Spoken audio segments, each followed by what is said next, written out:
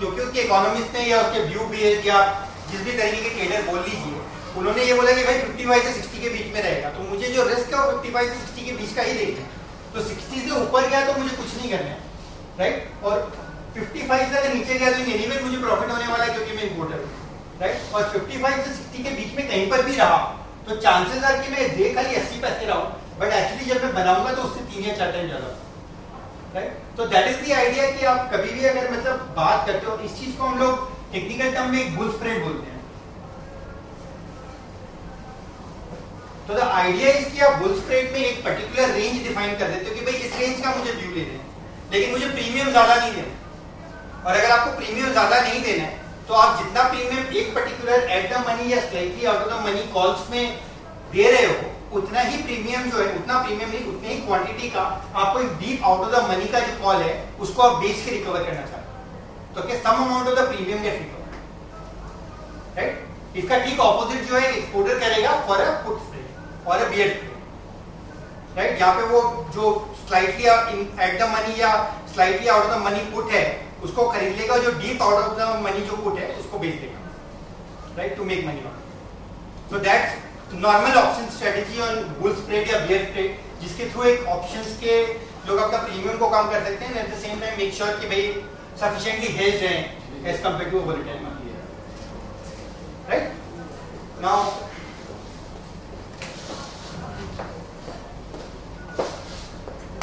Trading कर रहे हैं और आप स्ट्रेटेजी बना रहे हैं, जिस तरीके से हमने फ्यूचर्स में डिफाइन किया था कि जुलाई टू अगस्त का स्प्रेड, राइट, और उस स्प्रेड पे आप ट्रेडिंग करें, उसी तरह की अगर आपको ट्रेडिंग मान लीजिए ऑप्शंस में करनी है कि भाई मुझे एक्चुअल में इस चीज से इंटरेस्ट नहीं है कि मार्केट कहां जा रहा है, बट अगर मेरे को दो ऑप्शन के बीच का स्प्रेड मिल जाता है तो मुझे स्प्रेड खाना है, राइट।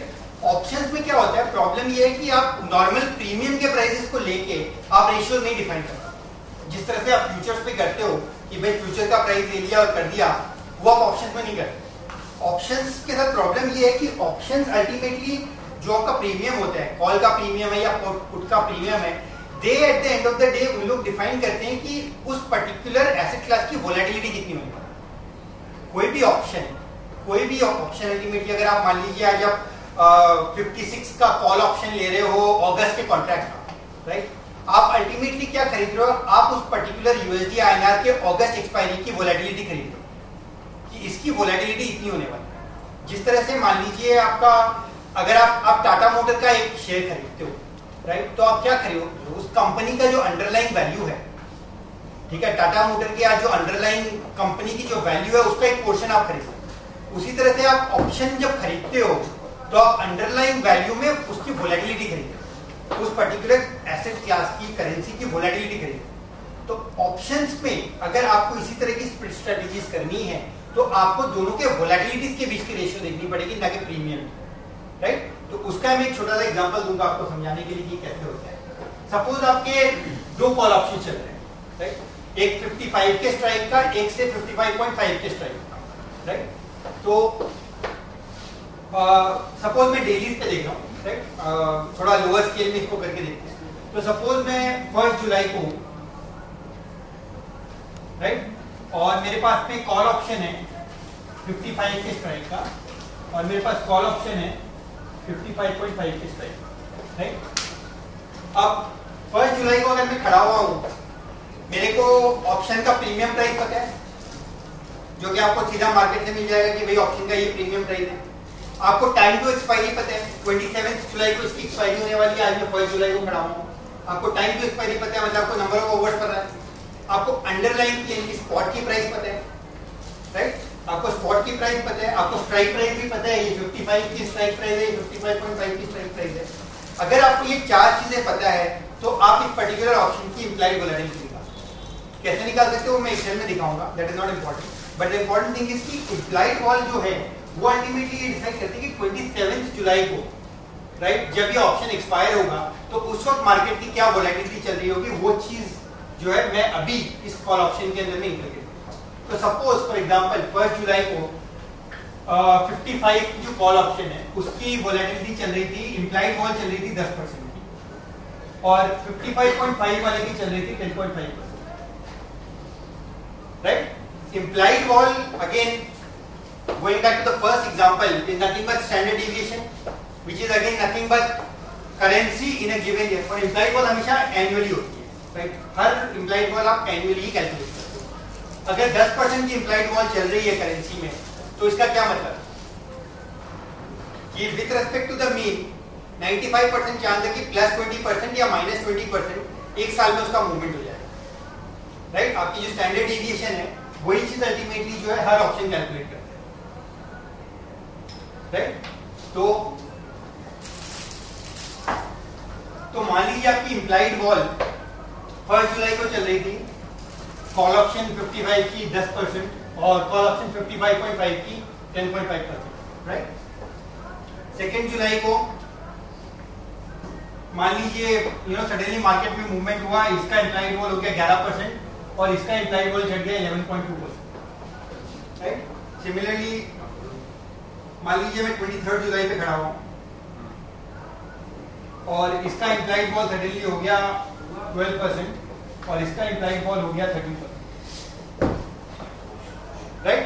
अब आपको पता है कि as and when the day passes by आपके इन दोनों के प्रीमियम की वैल्यू घटने लग जाएगी, राइट?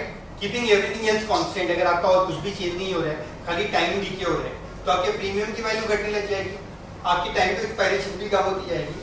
द ओनली थिंग जो कि एक पर्टिकुलर रेंज में रहेगी वो होगी आपकी इम्प्लाइड वॉल। आप किसी भी मूवमेंट का इम्प्लाइड वॉल निकाल लीजिए, चाहे वो 1 मिनट पहले ऑप्शन की एक्सपायरी के हो या 100 साल पहले का हो, अल्टीमेटली इम्प्लाइड वॉल जो है वो एक 10%, 11%, 12% एक पर्टिकुलर रेंज में रहती है, वो किसी भी चीज के साथ डिके नहीं करती है, किसी भी चीज के साथ इंक्रीज नहीं करती, राइट?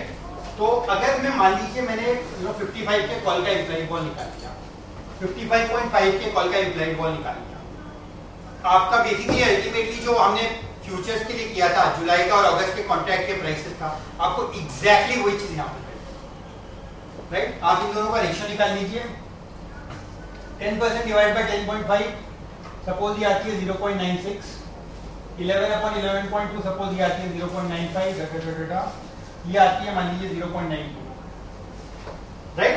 अब आपके पास में इम्प्लाइड वॉल के रेशियो निकल गए। अब आप इस रेशियो का एवरेज निकाल लीजिए, उसी का स्टैंडर्ड डिविएशन और उसी का z स्कोर, और वो z स्कोर जैसे ही -2 से नीचे चला गया तो आपको पता है एग्जैक्टली क्या करते हैं, आपको कॉल 55 का खरीदना है और कॉल 55.5 का बेचना है, और अगर वो +2 से ऊपर चला गया तो इसका ये मतलब है कि ये वहां से इम्प्लाइड वॉल बहुत ज्यादा बोल रहे हैं, एक्चुअली उतना होना नहीं चाहिए, तो आप इसको बेच दोगे और इसको खरीद दोगे। तो आज क्या करना है? 1 जुलाई का करना है। 1 जुलाई को क्या करना है? 1 जुलाई का आप खाली नोट करना है कि इम्प्लाइड वॉल क्या था उस दिन। मैं आपको दिखाता हूँ, आपको शायद एक्सेल में दिखाने की जरा आइडिया लगेगा। यहाँ पर मैंने हर दिन का, अगर आप देखोगे 2012 अप्रैल से लेके हर दिन का, ये मैंने अंडरलाइन प्राइस, ये मैंने टाइम टू एक्सपायरी, और ये हर एक डिफरेंट कॉल ऑप्शंस का प्रीमियम का प्राइस आ रहा है, ये आपको मिल जाएगा। प्रीमियम का प्राइस मिलने में कोई दिक्कत नहीं है किसी को, राइट? आपको प्रीमियम का प्राइस मिल जाएगा हर दिन की क्लोजिंग का, राइट? तो यहाँ पे मेरे 54 के स्ट्राइक कॉल स्ट्राइक का प्रीमियम प्राइस है, तो मेरे 54.25 का, 54.5 का, 55 का कॉल प्रीमियम प्राइस, 55.5 का कॉल प्रीमियम, राइट? ये मेरे को सारे प्रीमियम प्राइसेस मिल गए हर दिन के एंड के for some N number of days, ठीक है? नेक्स्ट चीज ये है कि मैं ये सारे लेट्स से ऑप्शंस को ट्रैक कर रहा हूँ, 55 के, 55.25, 55.5। अब मुझे इन सबका इम्प्लाइड वोलेटिलिटी निकालना, राइट? अब इम्प्लाइड वोलेटिलिटी निकालना एक सिंपल चीज, मतलब स्ट्रेट फॉरवर्ड चीज नहीं है, but it ultimately comes from, ये एक्सेल शीट आपको हम बाद में ईमेल कर देंगे, तो आप उसको यूज कर सकते हो। एक्चुअली आप ये फॉर्मूला है एक्सेल में, आप नॉट एन इनबिल्ट फॉर्मूला, उसको लिखना पड़ता है, बट आप खाली ब्लैक-शूज इम्प्लाइड वोलेटिलिटी अगर आप करोगे और उसमें अगर आप सारा डेटा फीड कर दोगे कि स्ट्राइक प्राइस क्या थी, प्रीमियम प्राइस क्या थी, अंडरलाइन प्राइस क्या थी, टाइम टू एक्सपायरी क्या था, आपका इंटरेस्ट रेट क्या था, तो वो उठा के आपको इम्प्लाइड वोलेटिलिटी देती है। फॉर्मूला के अंदर जाने की कोई जरूरत नहीं है, आपको खाली इम्प्लाइड वॉल निकालने से मतलब, वो आपने सीधा एक्सेल में फीड किया और आपको इम्प्लाइड वॉल मिल गई, राइट? अल्टीमेटली इंपॉर्टेंट चीज ये कि इसका मतलब क्या है, दैट इज मोर इंपॉर्टेंट। तो अगर मेरा यहाँ पे इम्प्लाइड वॉल आ रहा है 9% का, 0.09 मतलब 9%, राइट? इसका ये मतलब है कि 55 का जो कॉल, 55 का जो कॉल है वो मेरा 18 मई को बोल रहा था कि एक्सपायरी पे आपकी जो वोलेटिलिटी है वो लगभग 9%। अगले दिन वोलेटिलिटी बढ़ गई 9% से, ये वाली चीज 10% पे चली, राइट? क्योंकि आपके अगले दिन प्रीमियम के प्राइस चेंज हो गए, आपके अंडरलाइन के प्राइस चेंज हो गए, आपके टाइम टू एक्सपायरेशन चेंज हो गए, सब कुछ चेंज हो गए, तो आपकी जो वोलेटिलिटी है वो बढ़ गई। अगले दिन वापस से ये जो वोलेटिलिटी है वो बढ़ गई, राइट? तो आपके हर दिन जो है, आपका हर दिन ये जो इंप्लाइड वोलेटिलिटी की वैल्यूज है ये हर ऑप्शंस के लिए चेंज होती है, राइट? अपने को एज अ ट्रेडिंग स्ट्रेटेजिस्ट एक पर्टिकुलर सीरीज के इंप्लाइड वॉल से कोई मतलब नहीं, अपने को इन दोनों के डिफरेंस से मतलब, राइट? 55 का हो या 55.25 का हो, ultimately at the end of the expiry volatility तो एक ही होने वाली है, वोलेटिलिटी अलग अलग नहीं होने वाली, एक ही वोलेटिलिटी होनी वाली, राइट? तो ये अगर 9 बोल रहा है और ये अगर 8 बोल रहे हैं, तो इसका ये जो रेशियो है, एक अगर 9 बोल रहा है, एक 8 बोल रहे हैं, एक 10 बोल रहे हैं, 11 बोल रहे हैं, 12 बोल रहे हैं, 13 बोल रहे हैं, इनका जो रेशियो है ये मूव नहीं करता, राइट? बट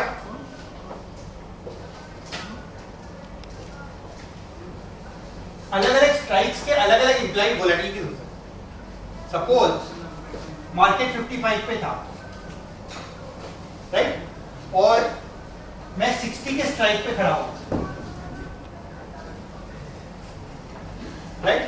आपको क्या लगता है 60 के स्ट्राइक की इंप्लाइड वॉल ज्यादा होगी या कम होगी? अगर मान लीजिए मैं बोल रहा हूं कि 55 पे जब मार्केट था, तो 55 का जो कॉल है उसकी इंप्लाइड वोलेटिलिटी 10% है, तो 60 की जो स्ट्राइक है उसकी इंप्लाइड वॉल कम होनी चाहिए या ज्यादा होनी चाहिए? ज्यादा होनी चाहिए, राइट? उसकी ज्यादा क्यों होनी चाहिए? अगर मान लीजिए आपका जो स्पॉट प्राइस है, मान लीजिए 54.75, राइट? सडनली बढ़ के 60 हो गया, तो वोलेटिलिटी बढ़ जाएगी,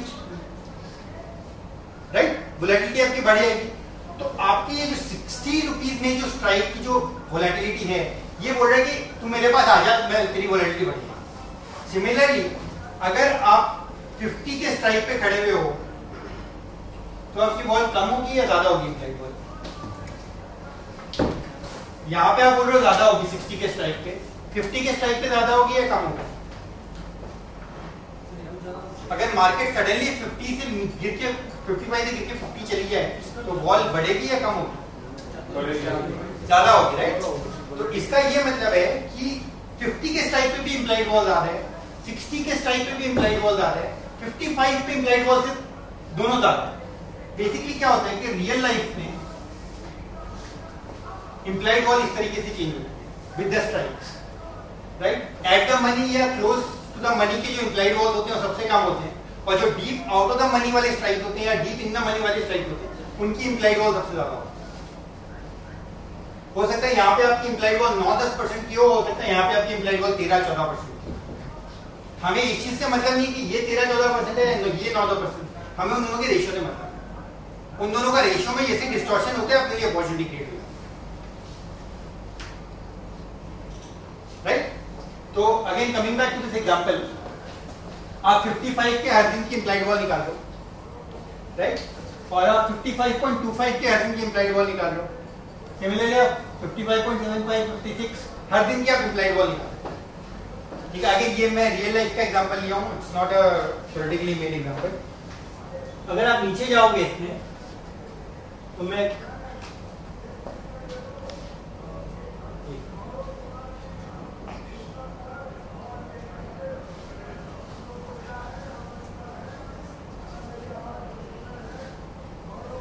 ये एक एग्जांपल मैं आपको दिखाना चाहूंगा।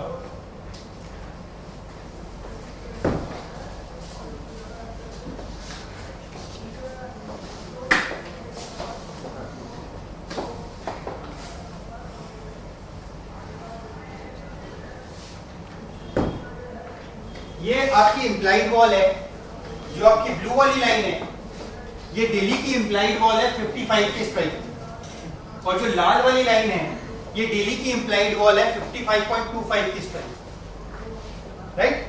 अगर आप ये पूरा ग्राफ को देखते हो और इनका रेशियो देखते हो तो लगभग सेम रहेगा, आपका रेशियो ज्यादा मूव नहीं कर रहे। सडनली आप यहां देखिए इस दिन में, राइट? इस दिन में सडनली ये जो वॉल है ये ऊपर चली गई, इसकी इंप्लाइड वॉल 55.25 की, और 55 की जो वोलेटिलिटी है वो सडनली यहां देखो, ये जो दो इम्प्लाइड वॉल साथ में चल रहे थे, यू नो, जिस तरह का मैं एग्जांपल लोगों को देता हूँ, इट्स लाइक सेइंग कि हस्बैंड और वाइफ है, दोनों साथ में चलनी चाहिए, बट सडनली उनमें झगड़ा हो गया तो 2 दिन तक उन्होंने बात नहीं किया। This is the opportunity which is got created. But आपको पता है मैरिड है भाई, इंडिया में मैरिड है, तो चांसेस है कि वापस से कन्वर्स करे जाएंगे, 2 दिन हो, 3 दिन हो, 1 हफ्ते बाद बात करने लग जाएंगे। तो at some point in time ये जो इम्प्लाइड वॉल है ये कन्वर्ज करे, राइट? अगर सडनली इसकी इम्प्लाइड वॉल गिर गई और उसकी इम्प्लाइड वॉल बढ़ गई तो इसका मतलब है आपके पास चांस आ गया कि आप 55 की जो इम्प्लाइड स्ट्राइक है उसको आप खरीद ले, और 55.25 की जो आपकी कॉल है उसको आप, राइट? और अगर आप इसको करोगे तो शॉर्ट टर्म में हो सकता है 3 दिन में, 4 दिन में, 5 दिन में, ठीक है, वो इम्प्लाइड वॉल की जब भी कन्वर्जेंस होगी आपको उसके प्रीमियम में पैसा, राइट? तो यहाँ पे going back to this example again,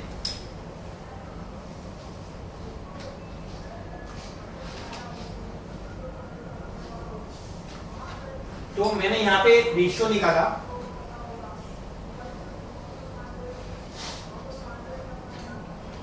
मैंने यहाँ पे रेशियो निकाला 55 के इम्प्लाइड वॉल की और 55.25 के इम्प्लाइड वॉल की। हर दिन की रेशियो निकाली मैंने, जिस तरह से मैंने फ्यूचर में निकाली थी एग्जैक्टली उसी तरीके से, राइट? अब वो जो रेशियोज है वो मैंने यहाँ पे प्लॉट करना चालू कर दिया, राइट? और फिर यहाँ पे मैंने उसकी जी स्कोरिंग कर दी। यहाँ पे मैंने बोला current ratio minus the average of the last 20 days divided by the standard division, और वो जो वैल्यू है मेरी जेड स्कोर की वो +2 और -2 के बीच में रहनी चाहिए, right? Most of the time ये जो वैल्यू है, यानी कि ये दोनों की इम्प्लाइड वॉल 55 और 55.25 के साथ साथ में मूव करनी चाहिए, राइट? अब अगर आप ये वाला दिन देखते हो, ये है 20 जून। 20 जून की अगर आप डेट देखते हो तो उस दिन में सडनली ये रेशियो घट के हो गई -1.96, right? Which is very close to 2। हो सकता है मार्केट आवर में कभी -2 भी पहुंचा हो, ये मैं खाली मार्केट के एंड का डेटा ले रहा हूं, तो हो सकता है मुझे -1.96 मिला, बट हो सकता है ड्यूरिंग द मार्केट कभी -2 के नीचे भी चला गया, but I just take this example. तो -1.96 हुआ, यानी कि now it will become an opportunity for me कि अब मैं 55 का जो कॉल है उसे खरीद लूं और 55.25 का जो कॉल है उसे बेच, राइट? तो अगेन गोइंग बैक टू, ये 60 जून की मेरी वैल्यू है, तो अगर मैं ऊपर जाता हूं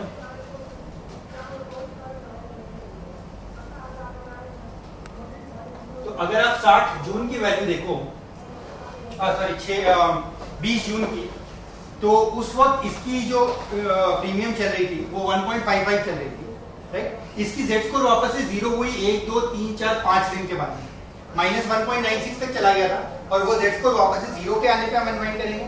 0 जब हुई उसकी, वो करीब 1, 2, 3, 4, 5 दिन के बाद हुई, तो 5 दिन के अंदर इसका जो प्रीमियम है वो 1.55 से बढ़ के 2.47 हो गया, और इसका जो प्रीमियम है वो 1.62 से बढ़ के 2.18 हो गया, राइट? अब इसके प्रीमियम में मैंने पैसे बनाए क्योंकि यहाँ पे मैं लॉन्ग था, 55 का जो कॉल था उसकी इम्प्लाइड वॉल बहुत डर गई थी, तो वो मैं लॉन्ग था। तो मतलब यहाँ पे जो है इसकी अगर आप डिफरेंस देखो 1.55 और 2.47 की रफली 1 रुपए, राइट? और यहाँ पे अगर आप ये डिफरेंस देखो 1.62 और 2.18 की, ये रफली करीब 70 पैसे के आसपास, तो आपके 30 पैसे की जो प्रीमियम है वो आपके रिस्क प्रीमियम है, राइट? इसी चीज को अगर आप 1000 मतलब 100 लॉट पे भी करते हो तो 30,000, 40,000, 50,000 रुपए के, और रिस्क फ्री है, बिकॉज आप अल्टीमेटली एक कॉल ले रहे हो और एक कॉल बेच रहे हो, और दोनों के जो स्ट्राइक प्राइसेस है वो भी काफी पास में एज कंपेयर टू, राइट? तो बेसिकली आप इम्प्लाइड वॉल को लेके और उनके डिफरेंसेस को लेके अगर आप रेशियो निकाल के भी ट्रेडिंग करोगे तो भी आप इस तरह की आगे कर सकते, क्लियर? तो ये हो गया दूसरे तरह का एग्जांपल कि आप किस तरीके का स्ट्रेटजी यूज कर सकते हैं। एक और स्ट्रेटजी मैं बताना चाहूंगा,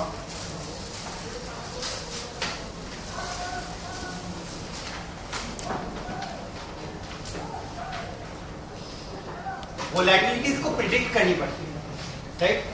उसका रीजन ये होता है कि 3 तरीके की वोलेटिलिटीज होती है ऑप्शन में। एक होती है आपकी हिस्टोरिकल वोलेटिलिटी, एक होती है आपकी इम्प्लाइड वोलेटिलिटी, और तीसरा जो आजकल जो बहुत कम लोग यूज करते हैं वो होती है फोरकास्टेड वोलेटिलिटी। हिस्टोरिकल वोलेटिलिटी जो होती है वो वोलेटिलिटी ऑलरेडी हो चुकी है। आप अगर स्टैंडर्ड डिविएशन निकालोगे आपके रिटर्न के सीरीज का पिछले 1 साल का, तो जो ऑलरेडी घट चुका है पास्ट में, उसकी वोलेटिलिटी को हिस्टोरिकल वोलेटिलिटी बोला जाता है। इंप्लाइड वोलेटिलिटी जो होती है वो हर ऑप्शन, जैसे कि अभी हमने देखा, हर ऑप्शन एक अपनी वोलेटिलिटी प्रिडिक्ट करता है कि इस एक्सपायरी तक में इस पर्टिकुलर एसेट क्लास की क्या वोलेटिलिटी हो सकती है। इंप्लाइड वॉल जिसको हम बोलते हैं कि भाई हर ऑप्शन प्रिडिक्ट करता है कि ये वोलेटिलिटी हो सकती है, बट कोई जरूरी थोड़ी है कि हर ऑप्शन हर टाइम पे सेम वोलेटिलिटी प्रिडिक्ट कर रहा हो। जैसे कि अभी हमने देखा वोलेटिलिटी में भी डिस्टॉर्शन होती है, राइट। तीसरा होता है फोरकास्टेड वोलेटिलिटी, कि आप किस तरीके से फोरकास्ट कर सकते हो कि वॉल एग्जैक्टली या अप्रोक्सीमेटली मार्केट में कितना होना चाहिए, उसको बोलते हैं हम लोग फोरकास्टेड वोलेटिलिटी। बहुत सारे बड़े बैंक्स होते हैं या इंपोर्टर्स एक्सपोर्टर्स लोग होते हैं, उन लोगों को प्राइसिंग के लिए, ऑप्शन प्राइसिंग के लिए ये बहुत जरूरी होता है कि वो आइडेंटिफाई करें कि फ्यूचर में कितनी वोलेटिलिटी इस पर्टिकुलर एसेट क्लास की हो सकती है। अगर आपने वॉल को सही से प्रेडिक्ट कर लिया और उतना ही वॉल हो गया, अगर आपने सही से प्रेडिक्ट कर लिया और उतना ही वॉल अगर निकल गया मार्केट का, तो आप जो प्रीमियम कैलकुलेट करोगे आपके ऑप्शन का, वो मार्केट के प्रीमियम से भी बेटर होगा। मार्केट हो सकता है 2 रुपए का प्रीमियम कर रहा हो, बट आपकी अगर फोरकास्टेड वोलेटिलिटी बेटर है तो आप उसको ब्लैक-स्वीट फॉर्मूला में अगर डालोगे, आपको बाकी सब कुछ पता है, spot price, time to decay, interest rate, ये वो, तो आपकी जो प्रीमियम प्राइस निकलेगी वो मार्केट के प्रीमियम प्राइस से भी बेटर होगी, राइट। बट उसके लिए ये जरूरी है कि आपको ये पता लगे कि हम लोग वोलेटिलिटी को फोरकास्ट कैसे कर सकते हैं, आगे आने वाली वोलेटिलिटी किस तरीके की होती है, राइट। तो मैं एक छोटा सा एग्जांपल लूंगा आपको ये एक्सप्लेन करने के लिए कि how you can go ahead and predict the volatility. It's not the most accurate form, बहुत सारे उसमें भी प्रॉब्लम्स है, बहुत सारी चीजें हैं, बट यू नो ब्लाइंडली अगर आपका रूम खाली पड़ा है और सब लाइट्स ऑफ है और आप अंधेरे में तीर मार रहे हो, उससे तो ये बेटर है कि आप थोड़ा सा कुछ एलिमेंट यूज करके आप वोलेटिलिटी को बेटर प्रेडिक्ट करें, राइट।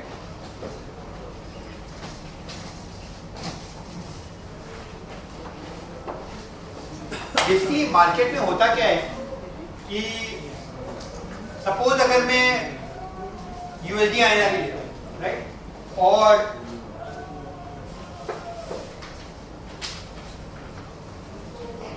मार्केट सडनली ये करने लगता है, राइट। मान लीजिए आपके 51 के रेंज के नीचे था, तब तक मार्केट एकदम शांत था, वोलेटिलिटी वगैरह सब कम थी।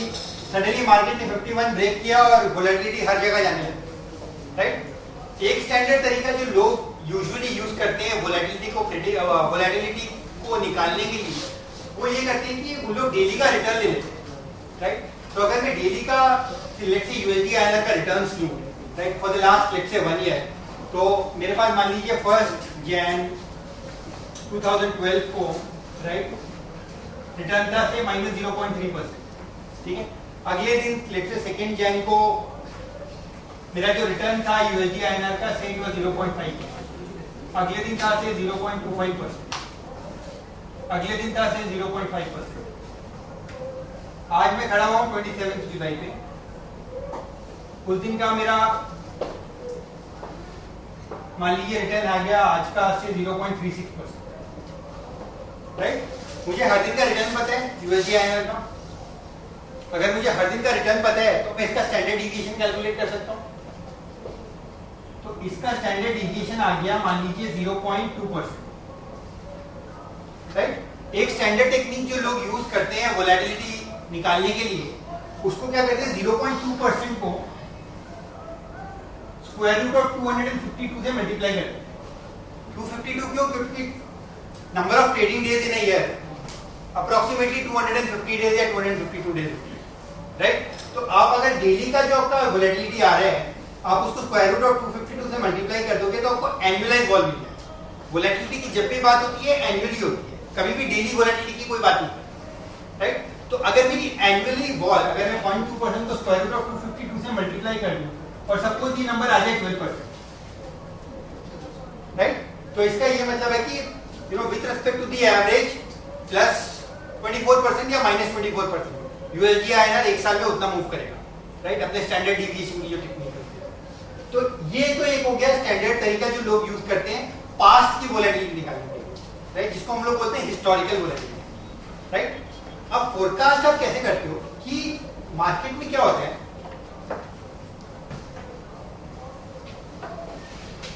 मान लीजिए मार्केट एक साल तक मार्केट ने कुछ नहीं किया, सॉरी, मान लीजिए एक साल तक मार्केट ने कुछ नहीं किया, सडनली लास्ट के 15 दिन, राइट, मार्केट ऊपर मूव करने लगता है। अगर आप ये स्टैंडर्ड टेक्निक यूज करोगे जिसमें लास्ट एक साल के आप स्टैंडर्ड डिविएशन और वोलेटिलिटी निकाल रहे हो, तो उसमें क्या होगा कि आपको जो वोलेटिलिटी की नंबर मिलेगी उसमें आप ये सारे डेटा पॉइंट भी ले रहे हो जो कि एक्चुअली पास्ट के डेटा पॉइंट है जिसमें वॉल थी ही नहीं बिल्कुल भी, तो आपको जो एक्चुअल वॉल की नंबर मिलेगी वो कम मिलेगी, राइट। तो अगर आप पिछले एक साल का स्टैंडर्ड वोलेटिलिटी निकाल रहे हो इस तरीके को यूज करके, तो हो सकता है आपको 10% मिले। लोग फोरकास्टिंग में क्या करते हैं कि उन लोग जो रिसेंट पॉइंट्स है, अगर सडनली अभी मार्केट में मूवमेंट आ जाए 55 से करेंसी 57 चली जाए, 58 चली जाए, तो मूवमेंट आपका बहुत बढ़ गया, राइट। तो जो आपके रिसेंट डेटा पॉइंट्स हैं, यानी यहां जो आपकी जो मूवमेंट हुई है अचानक से सडनली, उसको ज्यादा वेटेज देते बोलते हैं यार पास्ट तो ठीक है एक साल में जो वो हुआ, राइट, लेकिन अभी अगर मार्केट में ज्यादा मूवमेंट हो रही है तो वोलेटिलिटी जो मैं फोरकास्ट कर रहा हूँ इस एक्सपायरी की वो ज्यादा होनी चाहिए, राइट। पिछले जनवरी में क्या हुआ उससे मेरे को क्या मतलब है, वॉल तो अभी बढ़ी हुई है। जब आपने वर्कशॉप चालू किया था सबसे पहले आप ये बोले थे कि भाई वॉल तो अभी यूएसडी आईएनआर में है और कहीं पे भी नहीं है, जबकि वो चीज आज से 2 साल पहले टूटी थी, राइट। तो द आइडिया भी कि आप रिसेंट पास्ट को, यानी कि जो अभी मेरे ये जो करंट नंबर्स हैं पिछले 1 दिन 2 दिन 4 दिन 5 दिन, उसको आप वेटेज दो। दूसरे में आप वेटेज दो कि भाई पिछले 1 महीने में या पिछले 15 दिन 20 दिन 1 महीने में एक्चुअली क्या हो, क्योंकि हो सकता है कि आपका जो इमीडिएट नंबर है 1 दिन का 2 दिन का 4 दिन का, वो हो सकता है एक बार फ्लड करे और फिर गिर जाए, वो भी हो सकता है। कोई जरूरी थोड़ी है कि अगर एक बार वॉल आ गई तो वो वॉल रहेगी, राइट। तो आप थोड़ा वेटेज देना चाहते हो अभी करंट मूवमेंट को, थोड़ा वेटेज देना चाहते हो कि पास्ट के 20 दिन 25 दिन में क्या रहा है, और थोड़ा कम वेटेज देना चाहते हो कि पिछले 1 साल में क्या रहा है।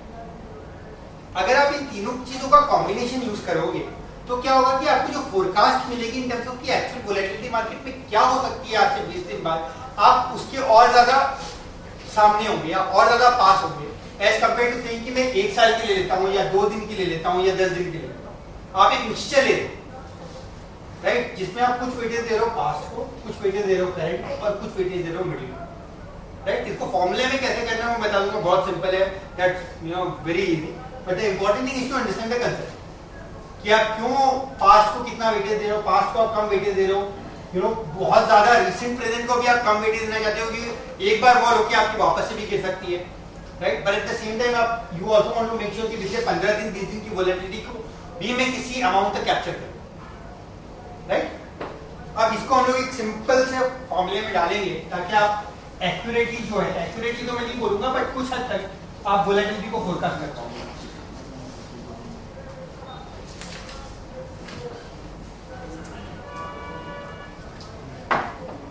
तो मेरी जो वोलेटिलिटी है फोरकास्टिंग के लिए, राइट, अभी अभी जैसे मैंने आपको बोला कि मैं एक तो वेटेज दूंगा, देखते मैं वेट देता हूं W1 यानी कि कम वेट देता हूं टू हिस्टोरिकल वोलेटिलिटी, जो पिछले मेरे 250 दिन में हो गए 300 दिन में हो गए 2 साल में जो मेरी वोलेटिलिटी रही है, जिसको अभी हमने निकाला था डेली का रिटर्न लेके स्टैंडर्ड डिविएशन से, राइट, उस वोलेटिलिटी को सपोज मैं उसको एनुअल वॉल बोलूंगा, राइट। तो इसको जो है मैंने कम वेटेज दिया, राइट, लेट्स सपोज इसको वेटेज दिया मैंने W1, इसको एक नंबर भी दे देते हैं, सपोज इसको मैंने वेटेज दिया 15% का, राइट, जो पिछले 1 साल की वोलेटिलिटी रही है उसको मैंने 15% की वेटेज दी, ठीक है। आज जो मेरी वोलेटिलिटी हुई, आज की वोलेटिलिटी मैं कैसे निकालूंगा, आज के मैं रिटर्न को निकाल सकता हूँ। आज मेरे को पता है आज का कितना रिटर्न रहा है मार्केट में, पॉइंट, अगर आज यूएसडी आईएनआर चढ़ा है तो से +0.3 या अगर घटा है तो -0.3, राइट। कुछ वेटेज जो है मैं आज की वोलेटिलिटी को देना चाहूंगा, तो लेट सपोज कि मैं उसको भी कम वेटेज देता हूं, सपोज मैं उसको 20% वेटेज देता हूं ऑफ टुडेज वोलेटिलिटी, राइट। और जो मेरे मीडियम टर्म की वोलेटिलिटी रही है पिछले 15 दिन की 20 दिन की 25 दिन की जो वोलेटिलिटी रही है, राइट, अगर इसको 15 दे दिया और इसको 20 दे दिया तो बचे 65,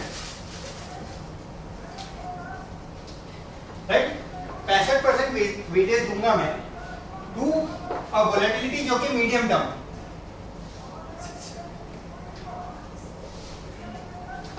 अगर आप इन तीनों का मिक्सचर यूज करोगे, short run volatility, very long term volatility और मीडियम रन वोलेटिलिटी इन सम वेटेजेस, तो आप एक वोलेटिलिटी का फोरकास्ट निकाल सकते हो, राइट, जो कि एक्चुअली आपको काफी तरह से हेल्प कर सकते हैं ऑप्शन की प्राइसिंग में, या फिर आपको अगर ऑप्शन का आर्बिट्राज करना है उसमें भी काफी तरह। इस पर्टिकुलर चीज को मैथमेटिकल टर्म्स में लोग बड़ा कॉम्प्लेक्स कर देते हैं, इसको एक्चुअल मैथमेटिकल टर्म्स में बोलते हैं गाज मॉडल। गाज का मतलब होता है जनरलाइज्ड ऑटो रिग्रेसिव कंडीशनल हेटेरोस्केडास्टिसिटी। बड़ा ही घटिया सा टर्म है, बट एक्चुअली इसका जो मीनिंग है वो यही है कि आप short run ball, long run ball देख रहे हो, वेरी शॉर्ट टर्म बॉल देख रहे हो और मीडियम टर्म बॉल देख रहे हो, राइट। इसको कैसे करना है वो मैं आपको एक्सेल में बता दूंगा, but ultimately the concept is predict the volatility based on giving certain weightages to each, ठीक है। तो